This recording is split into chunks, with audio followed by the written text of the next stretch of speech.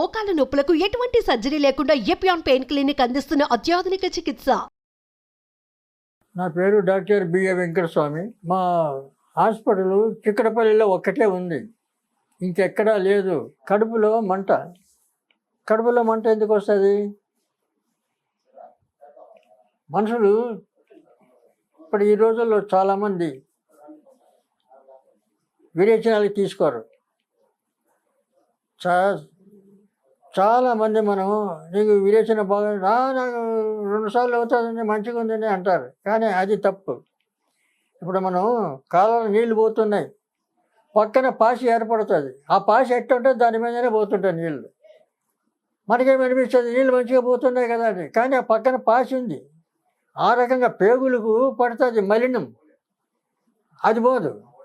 అది పోవాలంటే ప్రతి 2 నెలలకు విరేచనాలు తీసుకోవాలి. ఆ విరేచనాలు తీసుకుంటే మొత్తం సాఫ్ అయిపోతుంది, పేగులు అన్నీ సాఫ్ అయిపోతుంది. తర్వాత ఎలాంటి ఈ మంట అనేది ఉండదు. ఇంకోటి పైత్యరసం ఈ విరేచనాలు తీసుకోకపోతే పైత్యరసం ఎక్కువ అవుతుంది. అది ఎక్కువ అయిపోయినప్పుడు ఎక్కడ వాంతి సెన్సేషన్ వస్తుంది, వాంతులు అవుతాయి, కడుపులో మంట అవుతుంది, గ్యాస్ ట్రబుల్ వస్తుంది. వీటన్నిటికి కూడా ఇదే కారణం. కాబట్టి ఈ విరేచన 2 నెలలకు ఒకసారి విరేచనాలు తీసుకుంటే ఇవన్నీ ఉండవు.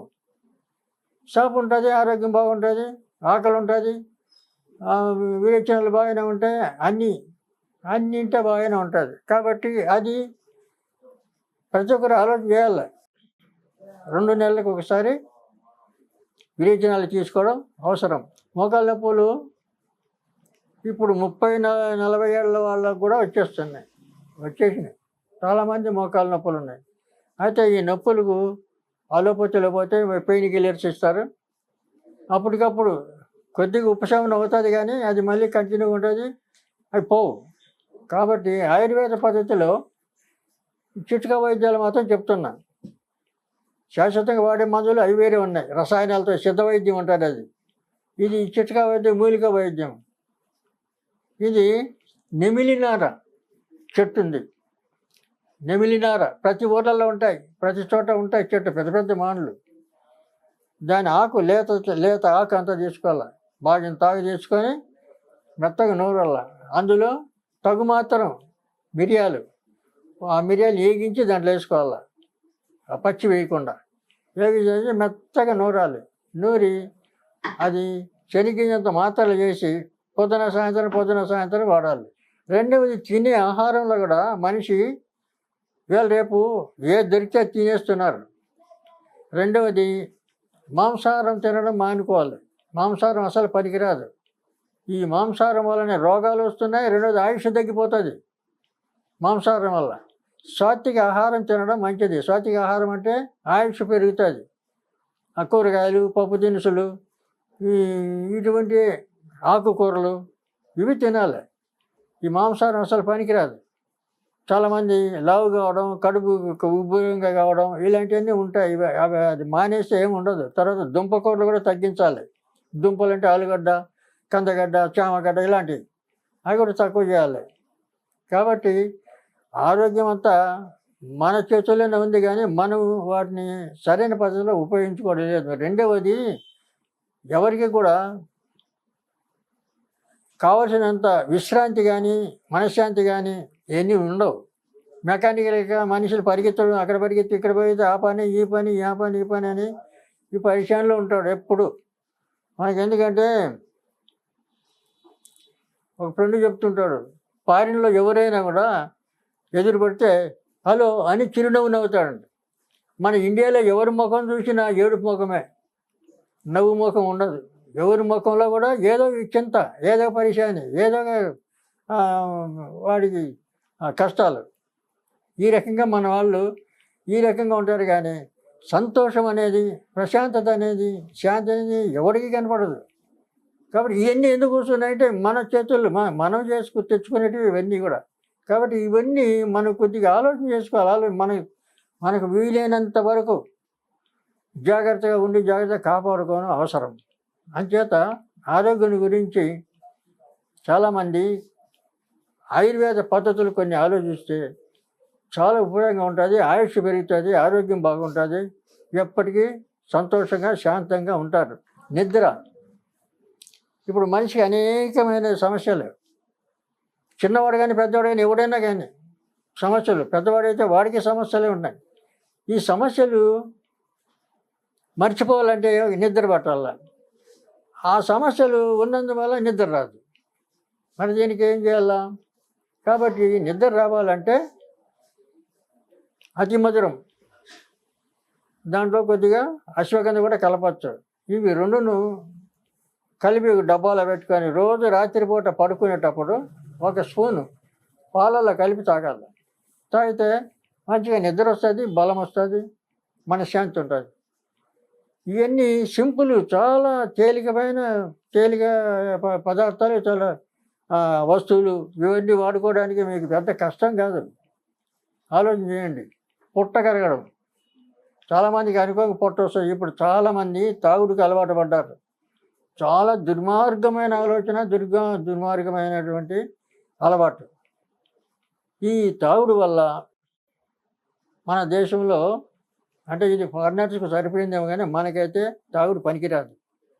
మన దేశమే ఉష్ణ దేశం.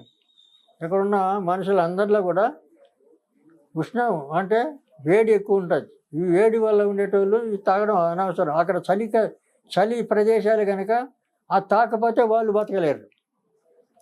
వాళ్ళు అట్లా అలవాటు చేసుకుంటే దాన్ని చూసి మనం కూడా అలవాటు పడిపోయినారు మన వాళ్ళంతా. ఇప్పుడు ప్రతి ఒక్కడు యూత్ 20 ఏళ్ళ వయసు నుంచి కూడా తాగుడు మొదలుపెట్టారు. చాలా కుటుంబాలు నాశనం అయిపోతున్నాయి ఈ తాగుడు వల్ల. ప్రతి ఇంట్లో 2-3 తాగుబోతులు ఉన్నారు. వీళ్ళు ఎట్లా కంట్రోల్ చేయాలా? వాళ్ళే కంట్రోల్ కావాలి. ఏమాత్రం బుద్ధి జ్ఞానం ఉంటే మానేసేయాలి. ఇది ఎందుకు మనకు అనవసరమని. మనిషిని చెడగొట్టేది, మనసుని చెడగొట్టేది, ఆరోగ్యం చెడగొట్టేది అది. దాని మీద వ్యామోహం పెట్టుకోవడం ఏంది? తప్పు కదా. మానేయాలి. అదొక్కటి మానేస్తే ఎంతో మనుషులు బాగుపడతారు, చాలా కుటుంబాలు మంచిగా అవుతాయి. ఇప్పుడు చాలామంది కుటుంబాలు, ఫ్యామిలీస్, పెళ్ళైన వాళ్ళు, పిల్లలు ఉన్నవాళ్ళు రోడ్డున పడ్డారు. వీడు అకస్మాత్తుగా చావడమో, లేకపోతే యాక్సిడెంట్ కావడమో, ఇంకొక పని చేయడమో, ఏదో అయిపోతున్నాడు తాగిపోతూ. అప్పుడు భార్య పిల్లలు ఏమవుతారు? రోడ్డున పడతారు. కాబట్టి ఇవన్నీ కొద్దిగా ఆలోచన చేసే విషయాలు. ఎవరు మన దగ్గర పని కట్టుకొని వచ్చి చెప్పడు, ఎవరు నేర్పడు. తెలుసుకోవాలా. బుద్ధి ఉంది కదా, తెలివి ఉంది, తెలుసుకోవాలి విషయాలు. అరే మనం ఎట్లా బతకాలి, ఎలా ఉండాలి, ఏం నేర్చుకోవాలి, ఇవి మనమే తెలుసుకోవాలి. మీ దగ్గరికి పని కట్టుకొని వచ్చి ఎవరు చెప్తాడు, ఎవరు నేర్పుతాడు? రెండవది ఇంకోటి ఏంటంటే చెడ్డ అలవాటు. ప్రతి ఇంట్లో భార్య భర్త 2 పిల్లలు సపరేట్. వాళ్ళకి ముసలాళ్ళు ఎవరు ఉంటే వాళ్ళు ఉండనివ్వరు. వాళ్ళని తీసి హాస్టల్లో పడేస్తారు, ఆశ్రమంలో పడేస్తారు. వాళ్ళకి వీళ్ళకి సంబంధాలే ఉండవు. వాళ్ళు ఏదన్నా ఉంటే చిన్న సలహాలు చెప్తారు, ఏమైనా చెప్తారు, కానీ